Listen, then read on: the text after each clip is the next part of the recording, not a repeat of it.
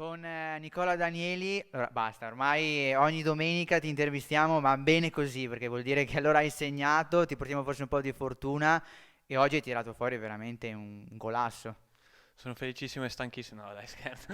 No, è stato, sì, mi mancava il gol da punizione, era da un po' che non lo facevo e sono riuscito a fare questo gol.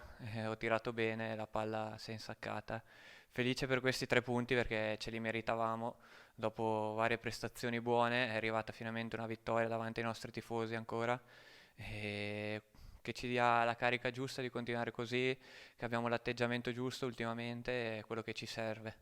Tra l'altro eravamo su in cabina di commento e in quel momento stavo intervistando Michele Marcolini, compagno di Sergio per il Siena Chievo, grande centrocampista e proprio insieme a lui abbiamo esultato. Fa eccolo, hai fatto gol su punizione e alcuni tifosi commentando su YouTube dicevano Danieli è un po' il Marcolini, no, della Clivense. Magari è un onore, se mi ha fatto i complimenti, è un onore che lo vedevo giocare da piccolo quando faceva raccattapalle, anche lui faceva questi gol, ha fatto degli Eurogol che ho visto allo stadio, è un piacere se mi ha fatto i complimenti, dai, mi ha portato bene, diciamo. Esatto, e adesso testa a Caravaggio. Sì, subito testa a Caravaggio, come dico sempre anche nelle altre interviste, il passato ormai è passato già da adesso e bisogna già pensare alla prossima partita, perché sono tutte partite importanti e dobbiamo sempre dare qualcosa in più, dimostrare qualcosa in più per noi, per la squadra, per i tifosi, per tutti, dobbiamo far vedere quelli che siamo e portare a casa più punti perché ce lo meritiamo e ci abbiamo l'atteggiamento giusto, secondo me dobbiamo portare avanti questo e mai abbassare la testa.